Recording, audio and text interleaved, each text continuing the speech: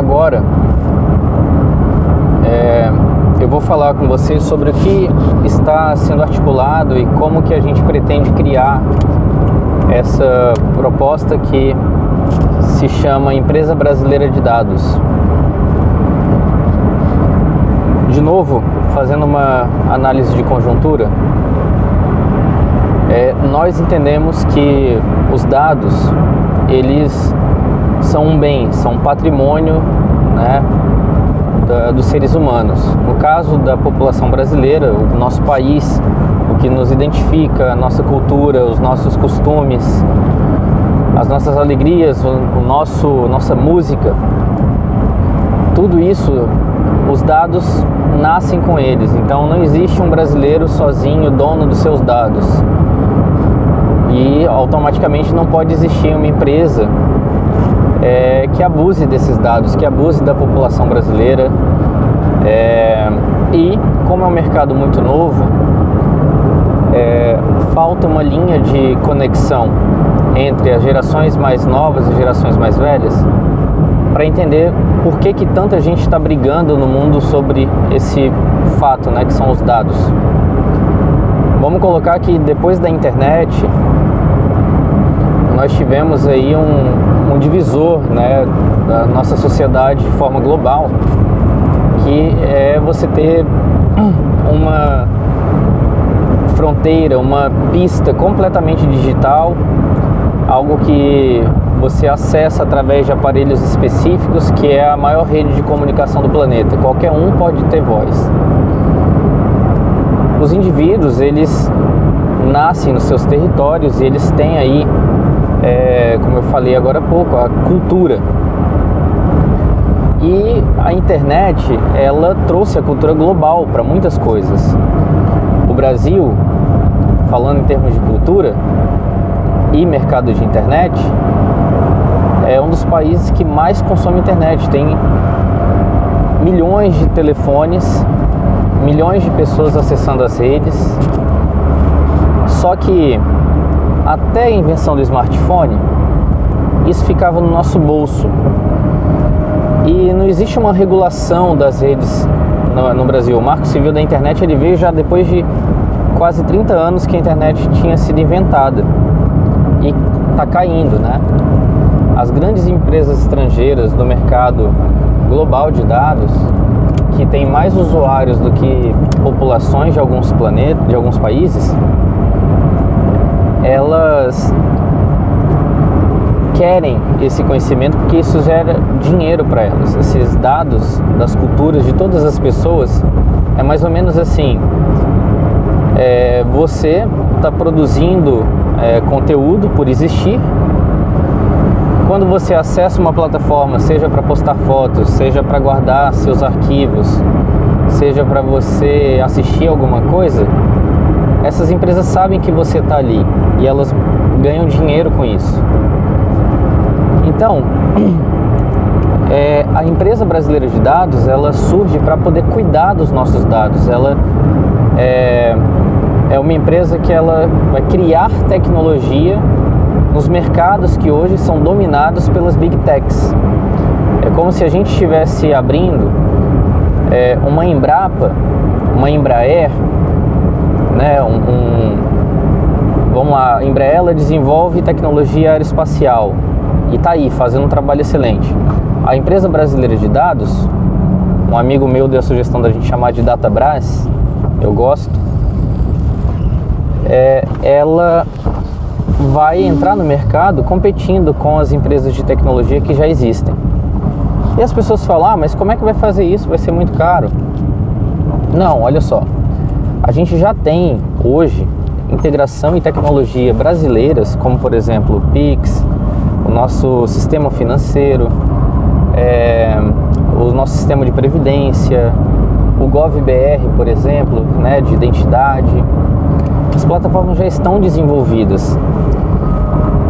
A Empresa Brasileira de Dados, ela não vai criar soluções para o Estado, como por exemplo o SERPRO faz. Ela vai criar soluções para a população. Então você vai ter o seu buscador.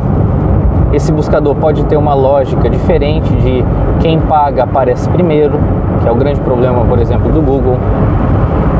Existem diversos buscadores disponíveis que a gente pode se inspirar. A partir disso também a gente pode ter um sistema de catálogo mesmo, do comércio, do serviço da população, onde você não tem que competir só com as empresas que têm muito dinheiro.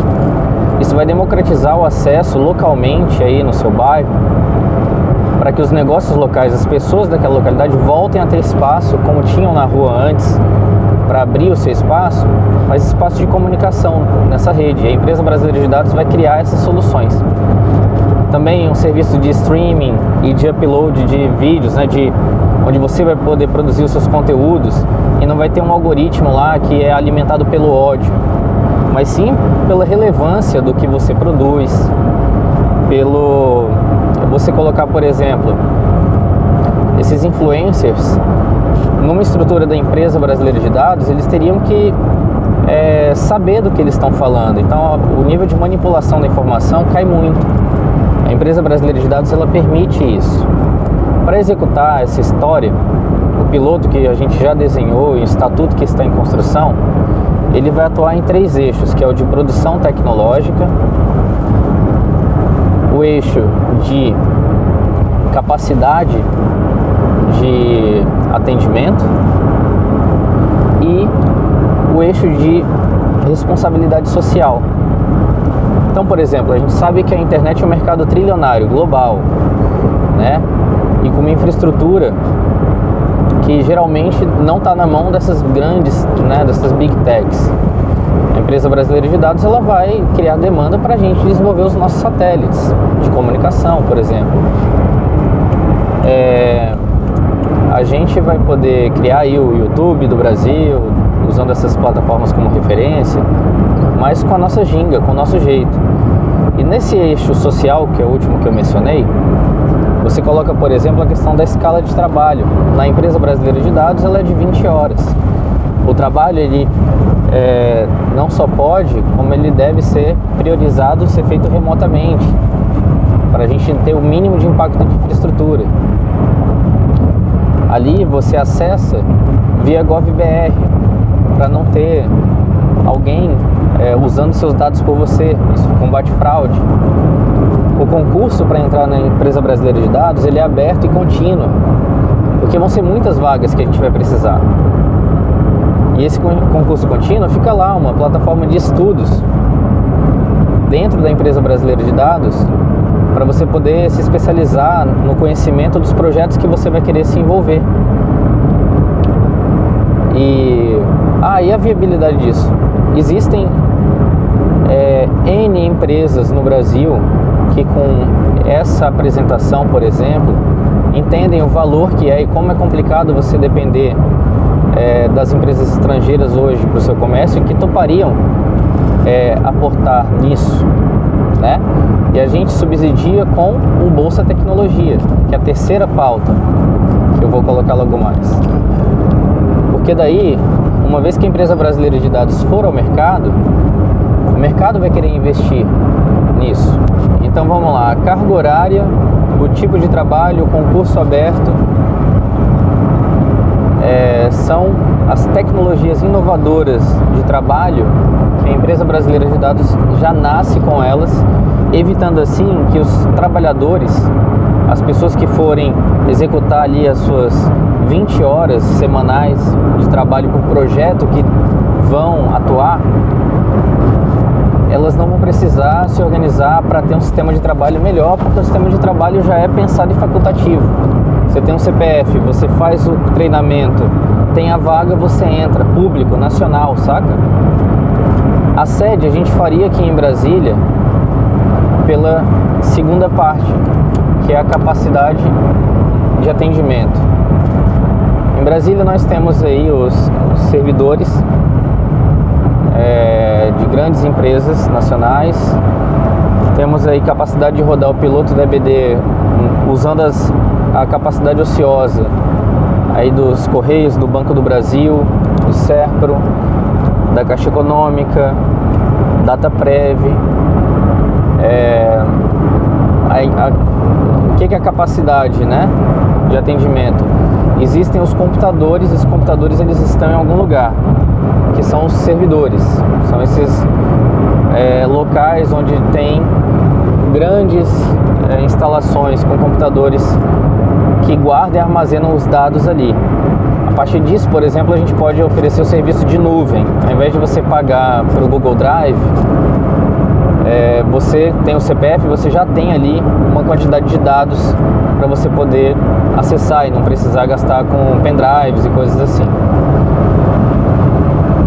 A parte mais revolucionária da empresa brasileira de dados, obviamente, está na gestão do pessoal, e isso que vai dar capacidade de atendimento interessante. Por quê? Porque você precisa de um suporte técnico, né?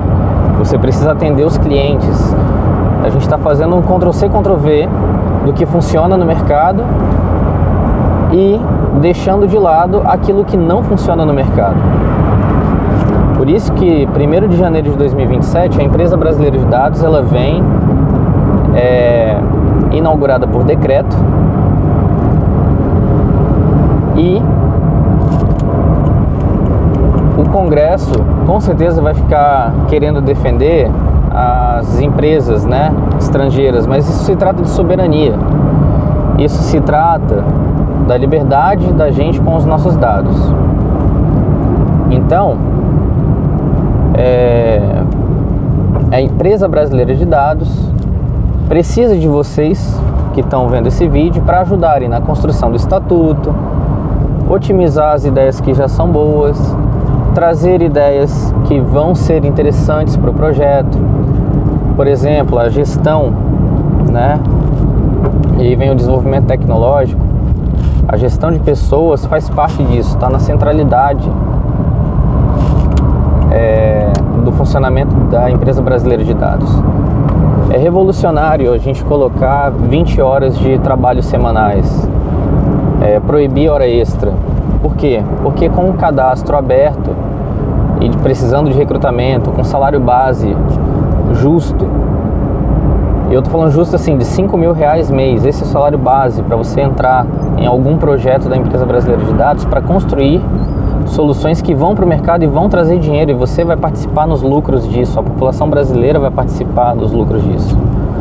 Então a gente vai capacitar uma população inteira para poder fazer atendimento. Imagina, a gente vai ter um atendimento brasileiro fantástico, que o mundo todo gosta. Vai ter soluções super criativas. Ao invés da Booking querer terceirizar em um lugar de baixo custo, a gente vai ter a nossa Booking com os melhores atendimentos, sabe? Com software simples para as pessoas usarem. Vocês sabem como é fácil usar o aplicativo do Banco do Brasil. Eu estou dando ele como exemplo, mas vários outros. Olha o tanto de coisa que a gente cria aí na internet, é fantástica, né? Então, existe a capacidade de atendimento, existe a questão tecnológica, existe a parte social, e a empresa brasileira de dados vai trazer uma reviravolta no mundo, meus caros. É isso, é uma reviravolta. No dia que inaugurar, no dia que for criado, e a gente vai ter 6 meses de trabalho duro para colocar ela funcionando, antes que alguém tente derrubar, ela vai dar emancipação para a nossa população, e os lucros da empresa brasileira de dados são revertidos para ela mesmo poder crescer, né? Ela funciona de uma forma autônoma no mercado mesmo. Da onde vem o recurso dela? Da competência dela de ir no mercado e ganhar dinheiro, né? Assim que os neoliberais acham que tem que ser. Então, beleza, para ficar boa, a gente vai para o mercado e vai tomar. O Google começou lá sem o poder que tinha. A gente vai fazer muito melhor. Com uma coisa boa, que é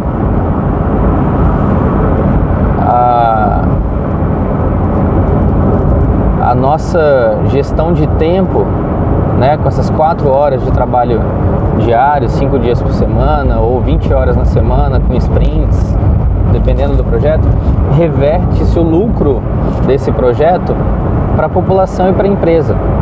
Aí volta para a nossa cultura, né? Faz a gente ficar autônomo, ter liberdade. Eu quero ver o dinheiro fluindo pelo Brasil, sem a coisa tacanha desse sistema neoliberal que a gente tem. E a empresa brasileira de dados vai nascer com isso, com os projetos mais interessantes, com a viabilidade econômica já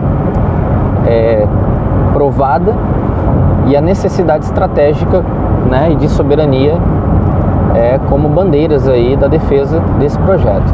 Então conto com você para poder passar esse vídeo adiante e fazer parte da construção da empresa brasileira de dados. Está no estatuto ainda e a gente quer inaugurar ela em janeiro de 2027. E a gente tem que ganhar uma eleição para isso. E é uma pauta que vai estar sendo defendida pela bancada da ciência desde já. Então, fica o convite. No próximo vídeo, vamos falar sobre o Bolsa Tecnologia.